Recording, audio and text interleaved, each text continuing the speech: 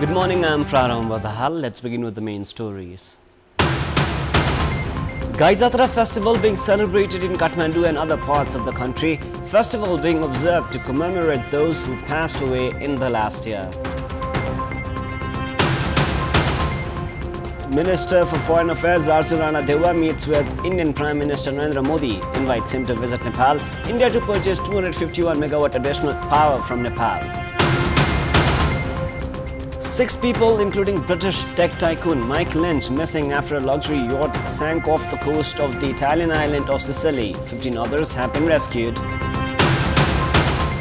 And Argentina's injured captain Lionel Messi left out of the squad for next month's South American World Cup qualifiers against Chile and Colombia. GATRA Festival is being celebrated in Kathmandu and in some other parts of the country today. Members of the Newa community of Kathmandu Valley observed the festival to commemorate those who have passed away in the past year. Participants of the festival disguise themselves as cows in elaborate costumes, face masks and headgears. Families of the bereaved offer fruits, beaten rice, curd and money to those participating in the procession. It is believed that during the Malla period, to comfort the grief-stricken queen after the death of her son, King Pratap Malla established the tradition of taking out a procession with people dressed in costumes to cheer her up. The participants of the cow procession circumambulate the main urban areas including Basantapur. The festival, beginning on the first day of the waning moon in the month of Bhadra as per the lunar calendar, lasts for a week.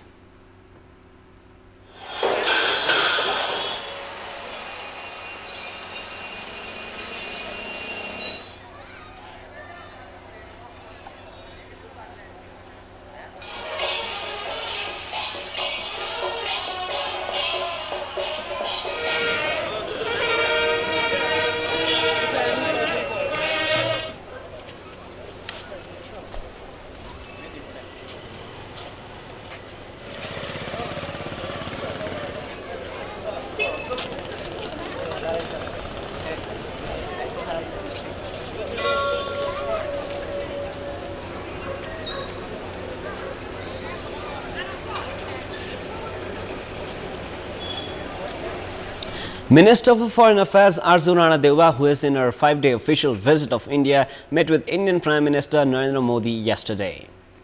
According to the Ministry of Foreign Affairs, the two leaders met at the Hyderabad House in Delhi and held discussions to increase bilateral cooperation between the two countries. Minister for Foreign Affairs Rana also met with the counterpart, Indian Minister for External Affairs Subramaniam Jaishankar in New Delhi. The Ministry of Foreign Affairs informed that the meeting delved into mutual interests and increasing development collaboration, including energy, trade, connectivity and physical infrastructures between Nepal and India. After the meeting, Indian Minister for External Affairs Jaishankar said that electricity exported from Nepal to India had reached almost 1,000 megawatts. He said that talks were held on strengthening the people-to-people ties.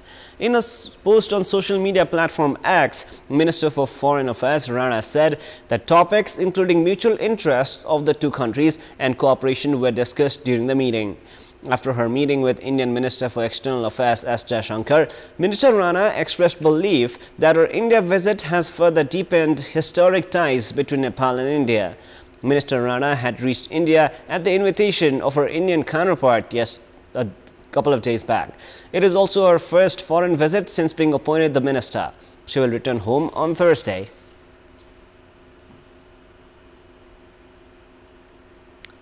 India is to purchase 251 megawatts electricity from 12 more hydroelectricity projects of Nepal. With this, electricity exported from Nepal to India will reach 941 megawatts. According to the Nepal Electricity Authority, the number of projects exporting electricity to India will reach 28. The authority had exported electricity of 16,930 billion rupees in the previous fiscal year. The NEA has claimed that it has become a profit-making exporter as its export had exceeded imports this year. Nepal had received the permit for exporting 39 megawatts electricity in October 2021. After that, India has been approving permits for export of electricity on a regular basis. With the recent approval, the Nepal Electricity Authority will find it easier to manage the excess electricity during the period of Dasai festivities. Meanwhile, despite an agreement for exporting power to Bangladesh from this year, the program for implementation of the agreement has been pushed because of political turmoil in Bangladesh. The Parliamentary Special Committee formed to probe the fraud of cooperatives has taken its investigations to the final phase. The committee has begun writing its report after holding consultations with government officials, past committees, experts and holding interrogations with those arrested for their involvement in the abuse of funds of cooperatives. The committee had begun its works in the Nepali month of Asar after regular voices were raised at the parliament, while the victims had continued their protests with demand of justice. Thousands of victims who had deposited their savings in more than 500 cooperatives are awaiting the report of the committee. They have continued their protest with demand of justice and return of their savings. The committee has held consultations with past commissions formed to study the problems of cooperatives, officials of such committees, operators of cooperatives, depositors, and has interrogated those alleged of involvement in the abuse of funds deposited at cooperatives and those already arrested for the allegation as well. The committee has interrogated Kedarnath Sharma of Tulasi Multipurpose Cooperative, Geeta Sharma of Shiva Shikhar Cooperative, CB Lama of Pashupati Multipurpose Cooperative, operator of Gorkha Media Network Kumar Ramthil, former operator of Surya Darshan Cooperative Shiva Kumar Kurung, Deepesh Poon, who is alleged of abusing funds of Supreme Cooperative, chairperson of National Cooperative Bank Krishna Bahadur Upreti, among others. The committee has also recorded statements from 19 individuals who are behind bars for their involvement in the fraud of cooperatives. According to the chairperson of the committee, Surya Thapa, the committee is preparing a report on the basis of consultations and study conducted so far, which would furnish recommendations for return of savings and improvement in the national economy by addressing the problems of the sector of cooperatives. The committee has also sought suggestions from legal experts. Experts have suggested taking actions against organizations involved in transactions against the principle of cooperatives, furnishing recommendations to rebuild the trust among the public on cooperatives, and ensuring immediate return of the savings of the depositors. The committee, with a term of 3 months, which was formed on 28th of May, needs to furnish its report by the first week of September. The government has made preparations to lift the ban on women migrant workers from working in Gulf nations and Malaysia as domestic helpers. The government has made the preparations because Nepali women are being charged exorbitant fees by middlemen while leaving for Gulf nations through India, as they have been prohibited from leaving the country through Nepal's airport, and risks of human trafficking have increased. A pilot project is to begin from the United Arab Emirates to send Nepali women as domestic helpers. Considering increasing grievances related to financial and sexual abuse, a committee of the parliament had directed the government not to send Nepali women to Gulf nations for domestic help around 8 years ago. The committee had urged the government to send the workers only after reaching a strong labor agreement with such nations. However, such an agreement has not been reached with any of the Gulf nations. In absence of the agreement, middlemen have been sending Nepali workers to Gulf countries through India. Women leaving through these channels have found themselves unsafe.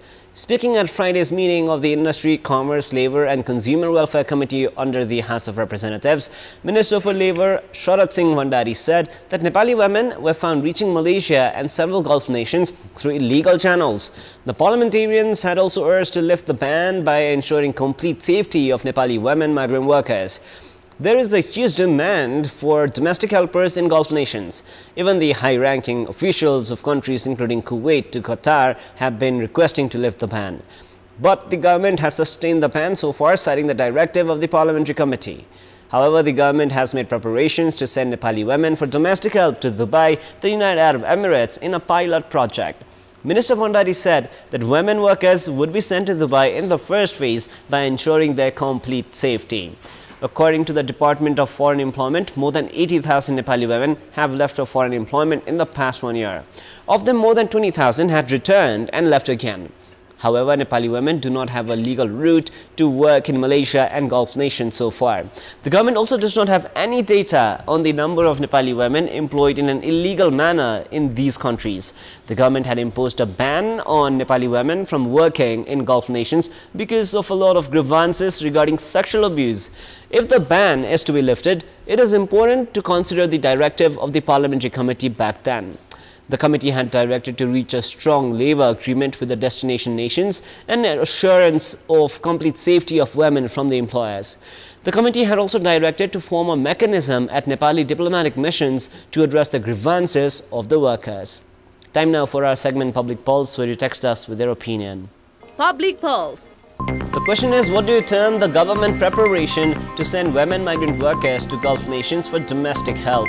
Your options are A. Send after reaching an agreement, B. Prioritize their safety, and C. Increase regulation and monitoring. The voting is on. Type NEWS, select your option A, B or C and send it to 34001 to share your opinion with us. Lumini Province Chief Minister Chet Narayan Acharya is to seek the vote of confidence today.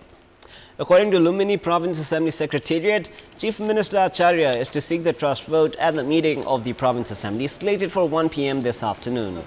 Acharya of CPNUML was appointed the Chief Minister with the support of 27 Province Assembly members of Nepali Congress and 29 of CPNUML on 22nd July. He is certain to receive the vote of confidence as well.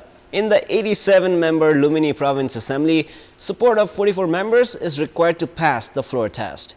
Meanwhile, Acharya is yet to give a full shape to the Province Council of Ministers. Despite appointing 4 ministers each from CPNUML and Nepali Congress, 3 portfolios remain vacant. Acharya, who is under pressure to appoint ministers from UML and Congress, is also trying to gain the confidence of the French parties. In our Public Voice segment, we've asked, why have efforts to curb dengue not been successful despite government plans and budget expenditure? Let us now take a look at what they had to say.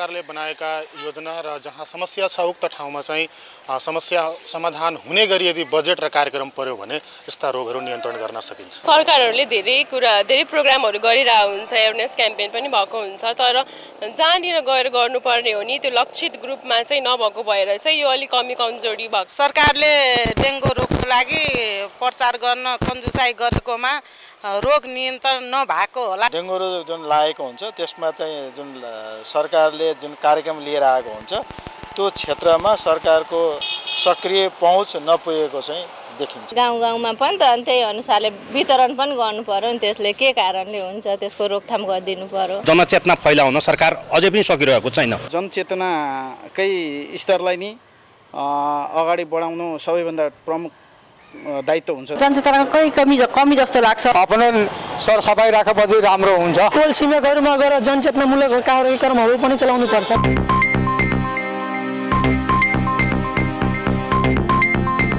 And now before we wrap up, here's a look into the top stories one more time. GATRA Festival being observed in Kathmandu and other parts of the country. Festival being celebrated to commemorate those who passed away this year. Minister for Foreign Affairs Arjun Ranadeva meets with Indian Prime Minister Narendra Modi, invites him to visit Nepal, India to purchase 251 megawatt additional electricity from Nepal. 6 people, including British tech tycoon Mike Lynch, missing after a luxury yacht sank off the coast of the Italian island of Sicily. 15 others have been rescued. And Argentina's injured captain Lionel Messi left out of the squad for next month's South American World Cup qualifiers against Chile and Colombia.